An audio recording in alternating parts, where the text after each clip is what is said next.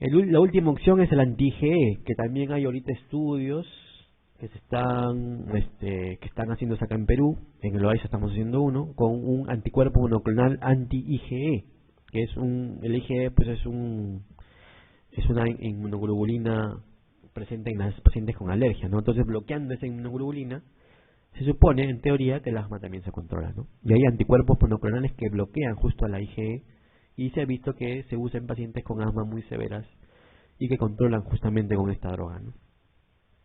Pero es muy costoso también, ¿no?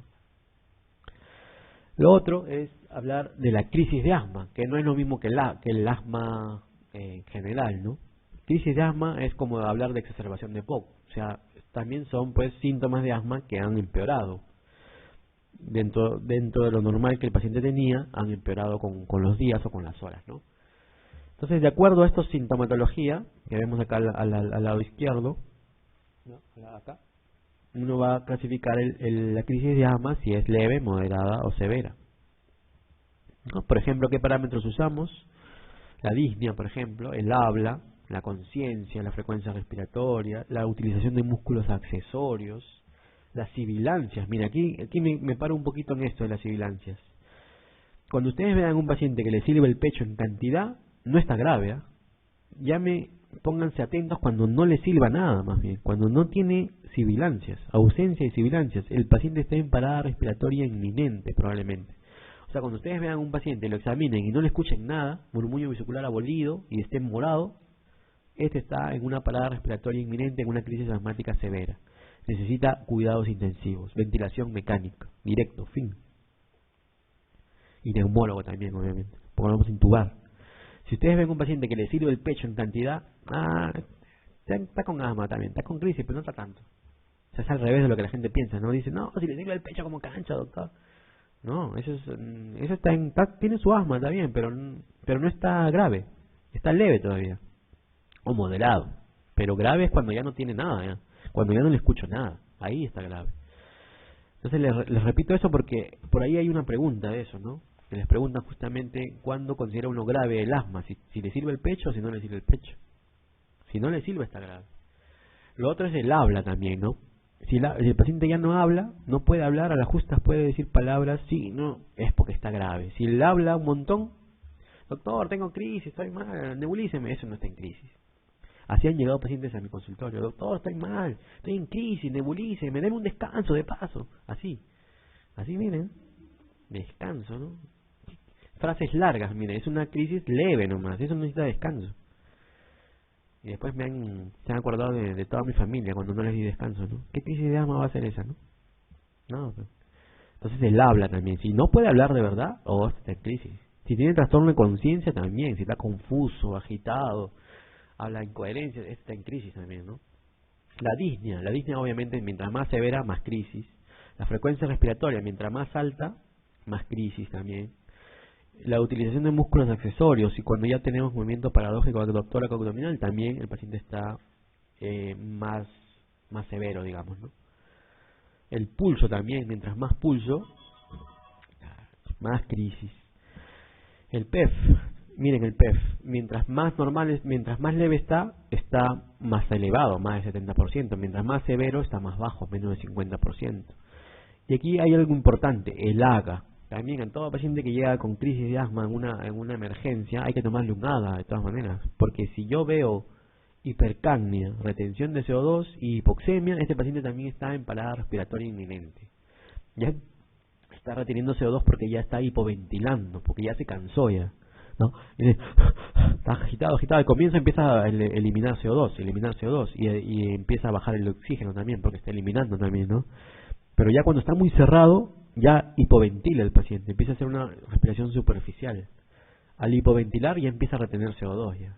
Entonces cuando yo le veo en un AGA retención de CO2, como dice acá, más de 45, cianótico y oxígeno menos de 60, este paciente ya está en una crisis severa, ¿no? Y probablemente vaya a ir a un ventilador mecánico. Igual en el pulso, al inicio puede estar taquicárdico, pero miren, al final ya está bradicárdico, ¿no? Cuando ya está en parada inminente, ya va a estar bradicárdico y eso es más severo, ¿no? La saturación de oxígeno también, obviamente, mientras más bajo la saturación de oxígeno, más compromiso respiratorio y más severidad de su crisis, ¿no?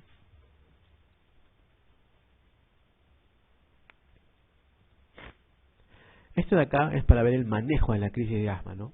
Cómo manejamos la crisis de asma.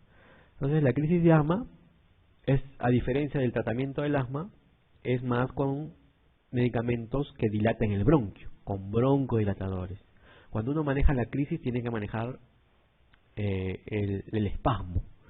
Entonces, aquí no se me apuren a poner corticoide, dar corticoide inhalado, no. Aquí sí no. Aquí sí está bien lo que a veces hacen ustedes, salbutamol cada 2 horas. Ahí sí, en crisis nada más, ¿eh? Pero ya saben, ya han visto cómo es la crisis, no es cualquier cosa, ¿no? En crisis sí yo tengo que dar beta 2 de acción corta, digamos, ya no a demanda, sino en horario, ahí sí, ¿no? Y si puedo, le agrego el hipatropio, como dice acá, como ya les decía, por el sinergismo, para aumentar la broncodilatación. O sea, en crisis el tratamiento es broncodilatador, así como en el EPOC. En cambio, en el asma, en el asma de mantenimiento, el tratamiento ya no es broncodilatador, sino antiinflamatorio. Obviamente que en todo paciente con crisis tengo que usar corticoide. En este caso puede ser corticoide endovenoso, que se lo voy a poner no apurado, sino para ganar tiempo, porque el corticoide endovenoso recién me va a actuar a las 2 a 6 horas. Por eso que se lo pongo. Pero no porque va a actuar a los 10 minutos, ¿eh? Aquí lo primero que tengo que hacer es nebulizar, broncodilatar, antes que se me muera, antes que se me asfixie. Y luego ya le pondré su corticoide y esperaré el tiempo necesario para ver si él sale de la crisis, ¿no? Por ejemplo, si es una crisis leve, daré salbutamol nebulizado, como dice acá, o también puede ser en spray, o 4 disparos cada 10 minutos también le puedo dar, dentro de 1 hora, y luego evalúo, ¿no? Si tienen un BEF más del 70%, le puedo dar de alta. Pero si es una crisis moderada, porque tiene un BEC de 50-70, o grave, cuando tiene un BEF1 de 50%, ahí sí, probablemente tengo que ingresarlo a un hospital, observarlo, broncodilatarlo, ponerle su corticoide, reevaluarlo y ver de acuerdo a eso, ¿no? Si no hay mejoría, trasladar al hospital, como dice acá, con oxígeno, nebulizarlo más seguido y ingresarlo en el hospital, ¿no? Acá estamos hablando de un tratamiento seguramente ambulatorio, ¿no? Que es el primero. Pero luego de eso tendría que darle ya un tratamiento hospitalario si es que el paciente no mejora y si el FEX1 es menos del 50%.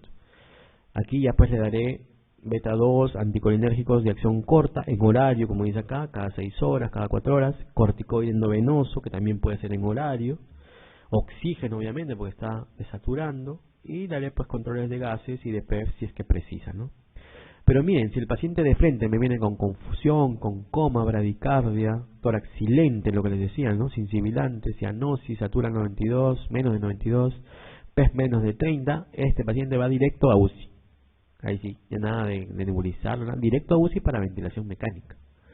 Y ahí pues utilizaría obviamente lo mismo también, ¿no? Salbutamol, hipatropio, y hay otras drogas que se pueden usar. Incluso puedo llegar a usar anestésicos. Por ejemplo, el alotano podría también producir broncodilatación. Algunos pacientes que han llegado a crisis hemos tenido que llevar la máquina de anestesia con alotano para recién abrirle los bronquios. En algunos casos también usamos sulfato de magnesio como tratamiento de la crisis de asma, ¿no? Pero aquí lo principal y lo que quiero que se les quede es que crisis es sinónimo de broncodilatación. Hay otro tipo de asma, dentro de los tipos de asma que hay, que es el asma inducida por AINES. Y esto es importante saber porque muchos médicos le dan AINES a sus pacientes con asma. Tengo fiebre, tengo un dolor, me he golpeado, tómate tu aspirina, tu ibuprofeno, tu Apronax, ese que recetaba el Chemo, ¿no? El Apronax. Con ese te va a pasar. Y le hacen una crisis al paciente con asma, ¿no? Incluso si el paciente a veces ni siquiera es asmático, es alérgico nomás y hace crisis por un AINE.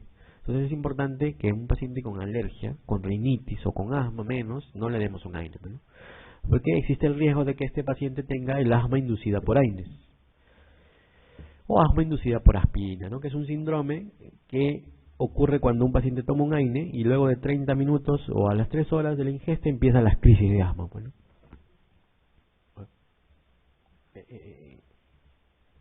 Estamos viendo ya las respuestas. Entonces es lo que no se debe hacer, pues, ¿no? La crisis de asma se produce justamente luego de la ingesta de estas drogas, que son de la familia de la aspirina, pero también están el ibuprofeno, el naproxeno, el piroxicam, etcétera, etcétera. Toda la familia de los AINES, ¿no? Que son los que producen este síndrome de asma inducida por aire, ¿no? A ver, la 12. ¿Cuál de las siguientes pruebas sirve para confirmar el diagnóstico de asma en un paciente con clínica de episodios recurrentes de espasmo? A ver, ¿cuál es la prueba principal en el asma? ¿Cuál era? La flujometría, la eosinofilia,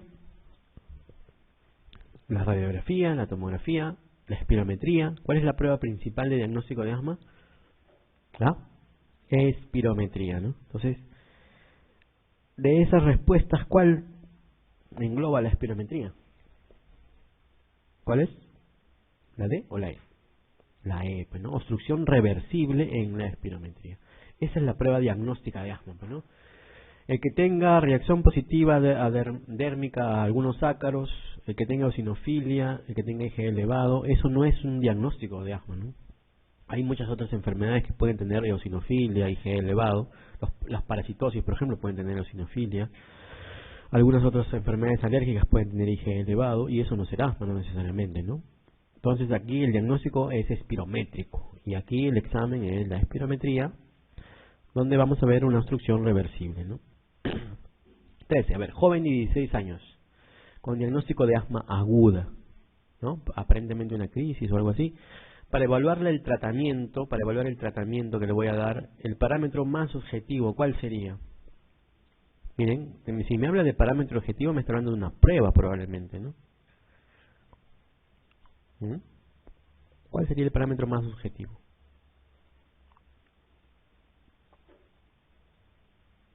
¿Cuál creen? ¿Las sibilancias? ¿La musculatura? Dice el parámetro más objetivo. Yo, por ejemplo, si yo veo un paciente con asma, digo, no, sí tiene un músculos accesorios, pero viene otro que tiene mejor visión que yo, me dice, no creo. Entonces, eso es subjetivo, ¿no? O me dice, no, yo escucho sibilancias, pero viene otro y me dice, no, yo no escucho nada. Eso es subjetivo. Eso no es objetivo, ¿no? ¿Cuál sería objetivo? Una prueba. Y entonces, estas que están aquí, ¿cuál sería? ¿Una prueba? Una prueba diagnóstica que me mide la obstrucción. Lo ideal sería una espirometría, pero acá no me dice espirometría, ¿no? ¿Qué me dice? Flujometría. PEF, flujo expiratorio pico, ¿no? Ese es el flujómetro, pues, ¿no? El clásico flujómetro. Entonces, eso yo creo sería una prueba más objetiva para el diagnóstico de un paciente en crisis de asma, ¿no? Entonces, si no tienen espirometría, el siguiente paso es tener una flujometría. Y esa es una prueba objetiva que me ayudaría en el diagnóstico del asma, ¿no? O de la crisis de asma. 14. Fisiopatológicamente hablando, en el asma bronquial, ¿qué cosa encontramos? A ver. Es una enfermedad inflamatoria, donde hay una broncoconstricción, ¿no? Esa broncoconstricción lleva a la larga a un aumento de la resistencia en la vía aérea. Ese aumento de la resistencia puede llevar a un atrapamiento de aire, sobre todo en los asmáticos crónicos o en los asmáticos que ya son fenotipo EPOC. Entonces, de acuerdo a esa fisiopatología, ¿qué es lo que encontramos? Una disminución de la resistencia en las vías o un aumento de la resistencia. Un aumento de la resistencia en la vía aérea. En el asma hay un aumento de la resistencia, al igual que en la bronquitis crónica. Un aumento de la insuflación pulmonar del tórax, podría ser. No necesariamente, pero podría ser. Un aumento en el volumen expiratorio forzado o una disminución en el volumen expiratorio forzado. Una disminución, ¿no? Un aumento del flujo aéreo expiratorio. ¿Aumento o disminución? Disminución. Un aumento del diámetro de las vías respiratorias o una disminución del diámetro. Una disminución del diámetro de las vías respiratorias, ¿no? Entonces, según esto, ¿cuál sería la respuesta? ¿Ah? ¿La E? ¿La B? ¿Cuál? ¿Cuál creen? ¿Un aumento de la insuflación pulmonar? ¿Podría ser? Sí. Bueno, dentro de estas que están aquí, es la única, porque la A, disminución no es, ¿no? Es aumento más bien de la resistencia. Y las otras más bien son disminución, no aumento, ¿no? Entonces, según esto, la única que nos quedaría aquí es la B, ¿no? Aumento de la insuflación pulmonar, que sí se puede dar, pero en los casos de asma grave, ¿no? Asma severa, que ya está atrapando aire. A ver, 15. Un joven de 18 años con antecedentes de alergia. A este ya me está diciendo que es un atópico, ¿no? Probablemente un asma extrínseca.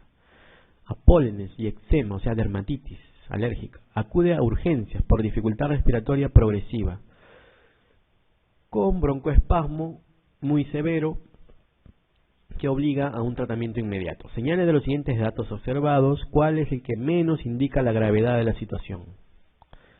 O sea, me quiere decir que aquí hay datos que me dicen que está grave y hay un dato por ahí que no necesariamente se ven graves, ¿no? Por ejemplo, pulso paradójico de cañón es grave, ¿no? Ese es de cajón. Hipercapnia, también de cajón es grave. Uso de músculos accesorios, también es grave. Hiperinsuflación torácica, está hinchado ya, está gordo, atrapado de aire, ya como un globo ya, también. Sibilancias, no necesariamente, ya ves. Ahí, eso es lo que yo les decía al inicio, ¿no? Acuérdense de eso, muy bien, si le silba el pecho no está tan grave. Si no le silba, ahí sí está fregado. Sibilancias, por eso, ¿no? Esa es la respuesta. Hipercapnia sí, pues porque si ya está reteniendo CO2 es porque está hipoventilando, ya se agotó de respirar. Entonces está reteniendo CO2. ¿Ven? 16. En una crisis asmática, el mejor parámetro, esto es parecido al anterior, ¿eh? El mejor parámetro para valorar el grado de obstrucción bronquial y la severidad de la enfermedad es otro parámetro, me dice, ¿eh? Para valorar grado de obstrucción. Acá no me dice objetivo, pero es un parámetro, ¿no? Que también nos ayuda. ¿Cuál sería? Para valorar la obstrucción. La obstrucción, ¿ah? Porque taquiña lo puedo ver no solo en obstruidos, lo puedo ver en una neumonía. ¿Es un parámetro que me dice obstrucción? No necesariamente, ¿no? Taquicardia, no necesariamente, puede ser fiebre. Taquicardia va con obstrucción, no necesariamente. Radiografía tórax en un asmático no me va a ayudar mucho, ¿no? Está entre sibilancias y gasometría. Entre esos dos, ¿cuál es el mejor parámetro? ¿Que le escuche silbar o el que yo le tome un AGA y vea el CO2 por el cielo? El AGA, pues. El AGA. Y es un parámetro más objetivo también, no de paso. Entonces yo le tomo un AGA y yo veo hipoxemia moderada y CO2 elevado, hipercapnia, digo, no, este sí está fregado. Este tengo una crisis asmática probablemente severa, ¿no? ¿Ven? Taquimia, taquicardia se ven en muchas cosas, no solamente en obstruidos, ¿no? Y la placa de tórax, ustedes saben, no sirve para el asma. 17. Sirve para los diagnósticos alternativos del asma, una neumonía, una telectasia, no sé, pero no para el asma, ¿no? 17. Los siguientes fármacos pueden asociarse, miren esta pregunta, con la inducción de un ataque agudo de asma, excepto uno de ellos, que en general es tolerado, ¿no? O sea, me está hablando justamente del asma inducida por AINES. O sea, tienen que ver cuál es AINE y cuál no es AINE, ¿no?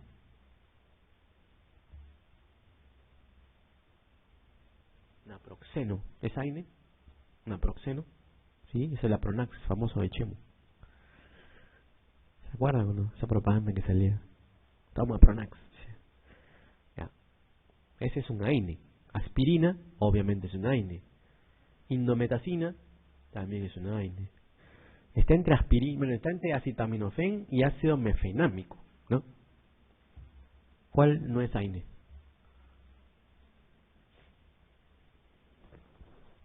El acetaminofén. ¿Y el ácido mefenámico? ¿Qué será? El ácido mefenámico es un AINE antiguo también, ¿no? Sino que lo ponen acá para que ya pues, se queden entre dos, ¿no? Y jueguen a la moneda. ¿Cuál será? Pero el ácido mefenámico es un AINE antiguo que ya no se usa, pues, ¿no? Pero si se lo ponen ahí para complicarle un poco la vida, ¿no? Pero el acetaminofén obviamente no es un AINE, ¿no? Es el paracetamol, que sí se puede dar en pacientes con asma inducida por AINES. A ver, miren esta preguntita. ¿Cuál de los siguientes fármacos? Así son preguntas puntuales que les ponen, ¿no? ¿Cuál de los siguientes fármacos constituye tratamiento de fondo en el asma? O sea, tratamiento de base, principal, quiere decir, ¿no? ¿Cuál es? La loratadina, para los mocos. Ese tratamiento del asma. También a veces dan loratadina, he visto, ¿no? Cetiricina, para que se duerma más el paciente. Clorfenamina, le dicen cada 2 horas, duérmete ahí. Así. Eso no es tratamiento del asma. Ningún antihistamínico es tratamiento del asma. Salbutamol inhalado es tratamiento del asma, de fondo. Es un aliviador. ¿Cuál sería? Un corticoide inhalado, ¿no? De estos, ¿cuál sería corticoide inhalado? La budesonida, ¿no? La budesonida inhalada. Ipatropio inhalado, ya les decía, es un anticolinérgico de acción corta, aliviador. Y ibuprofeno oral, obviamente no lo voy a dar, pues eso es un AINE, ¿no? No es tratamiento de fondo tampoco. ¿Ven? 20. En un paciente con tos crónica y espirometría normal, miren, esto es el algoritmo de asma, ¿se debe continuar el estudio efectuando qué? O sea, yo tengo un paciente con tos crónica, aparenta, pues acá no me dice más datos, pero... Y me dice que le hago una espirometría y le sale normal. Entonces, pero sigue con tos. Entonces, ¿qué debo hacer? ¿Qué debería hacer? Enviarlo a un neumólogo, ¿no? Eso debería ser. No, dentro de lo que dice acá, a ver, una broncoscopía, una ecocardio, ¿me ayudaría un ecocardio en una tos crónica? ¿Para qué, no? No. Un ensayo clínico con codeína oral, a ver si con eso le pasa la tos y de paso lo privo, lo narcolizo. No, tampoco, ¿no? Una broncoscopía, ¿pero para qué? Una broncoscopía siempre se hace cuando hay una placa alterada, donde yo tengo una lesión que puedo biopsiar, que puedo aspirar, sacar una secreción, no sé. Pero ¿para qué lo voy a hacer si acá no me dice nada de la placa, por ejemplo, ¿no? Una pHmetría esofágica, eso es para medir ¿qué? El pH en el esófago, eso es para ver reflujo gastroesofágico. Podría ser, ¿no? Pero, ¿por qué? Porque aquí me está preguntando de las causas de tos crónica. Miren, entre las causas de tos crónica, la primera está el reflujo nasal posterior, que es como la alergia. Segundo, el asma. Y tercero, el reflujo gastroesofágico. Están por ahí los tres, ¿no? Esas son las causas de tos crónica.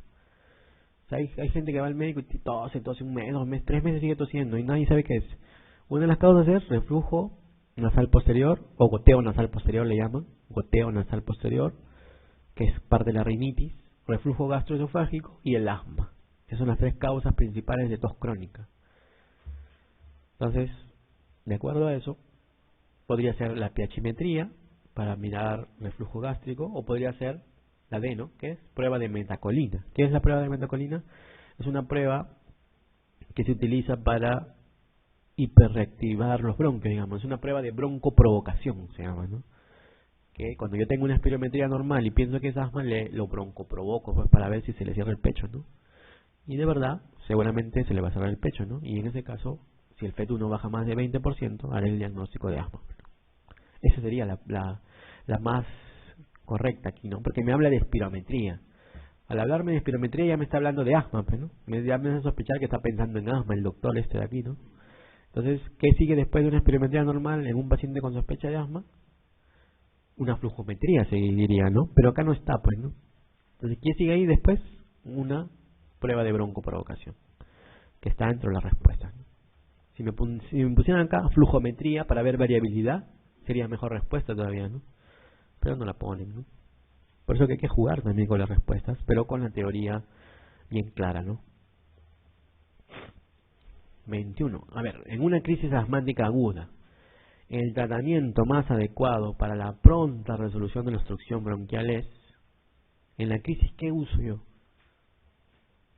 ¿Corticoides o broncodilatadores? Broncodilatadores. ¿Cuáles broncodilatadores? Los de acción corta, los de acción rápida, ¿no? ¿Cuál serían? A ver. Una epinefrina, una tiafilina, un beta-2 en aerosol, un anticolinérgico con aerosol. ¿Cuál es lo primero? Siempre es el beta-2, primero. Luego el anticolinérgico asociado, luego por ahí puede ser una tiafilina, pero ya al final casi, y epinefrina ya lo último, ya. Ya no se usa tampoco epinefrina, ¿no? Antes era lo primero, ahora ya pasó hacia abajo. Lo primero es siempre un beta-2 de acción corta o de acción rápida en aerosol, ¿no?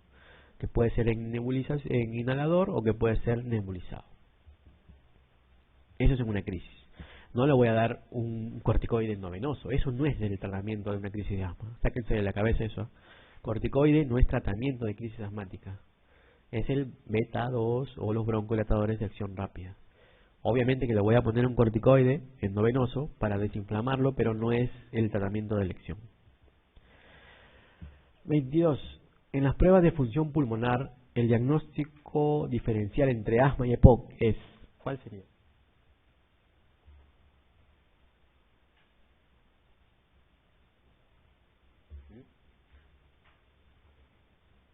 El EPOC tiene más del 20% de reversibilidad post-empleo de broncodilatadores. El asma tiene más del 20% de reversibilidad post-empleo de broncodilatadores. El EPOC es un trastorno funcional, ¿no?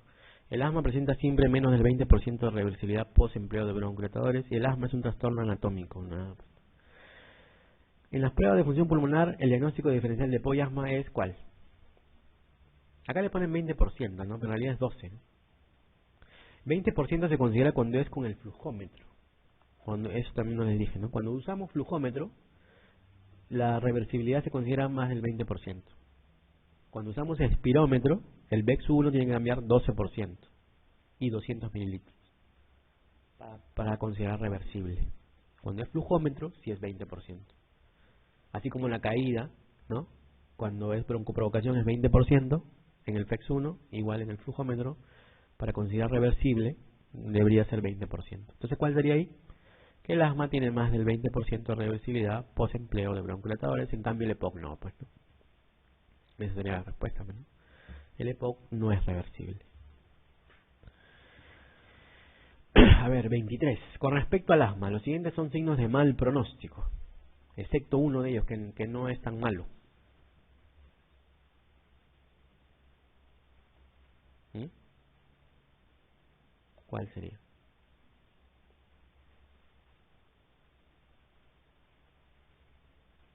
Esta es una preguntita para ver las crisis de asma, ¿no? Por ejemplo, uso de músculos accesorios es ya mal pronóstico, sí, mal pronóstico, ¿no? Retención de CO2, también mal pronóstico. Tórax silente, también. Está entre la A y la B, ¿no? Taquicardia y FEX1 mayor de 30. ¿Cuál es más mal pronóstico? Esa preguntita también es media capciosita, ¿no? Porque a veces juegan con cambiarle solo la flechita esta. Y al cambiarle le cambian todo, ¿eh? Porque si me pusieran taquicardia menor de 120 y FEX1 menor de 30, es diferente a lo que han puesto ahí, ¿no? O al revés, si me ponen taquicardia más de 120 y FEX1 menor de 30, también me varía la respuesta, ¿no? Entonces aquí dice, una de las dos es mal pronóstico, pero una no tanto. ¿Cuál creen? ¿La A o la B? Esa es ya como habilidad también, ¿no? Obviamente que un FEX1 de 30% es mal pronóstico, ¿no? Pero miren que dice acá, mayor de 30%. No te dice menos de 30%. Y miren, taquicardia más de 120. Obviamente que si estás con taquicardia más de 120 también es mal pronóstico. Pero mucho más mal pronóstico es bradicardia, ¿no? Ya ves cómo juegan con las... Pero por eso yo tengo que elegir una de las dos. ¿Cuál sería? A mí me gustaría que hubiesen puesto FEX1 menor de 30. Y yo diría, eso sí es muy mal pronóstico. Y ahí sería la A la respuesta. Pero como me han puesto FEX1 mayor de 30%, me quiere decir que puede ser también 80%, ¿no? Al decirme más de 30, me puede decir 80. Y entonces ya no sería mal pronóstico. Ahí sí sería la taquicardia, ¿no? Entonces por eso que ellos dan esa respuesta, mira. Y es media caxiosita, ¿no? Esa es la explicación que se da. Si usted me hubiese puesto menos de 30, sí, obviamente que es mal pronóstico, ¿no? Porque ahí sí puede ser 10 también, o 15. Pero si me dice más de 30, puede ser 80. Entonces ya no sería tan mal pronóstico. Entonces, jugando nomás, miren con esa variable de mayor o menor, cómo les malogran el razonamiento, ¿no? Pero eso es habilidad. Por eso les digo, no solo no se apuren en responder a algunos alocados. Sí, eso está fácil. Pero piénsenla bien, léenla bien. Si tienen dudas en el examen, déjenla esa ahí y vayan a la más fácil, la que consideren más fácil. Y luego regresan a esta y nuevamente la vuelven a leer. Y así van a ver que no se van a equivocar. Bueno, hablaremos ahora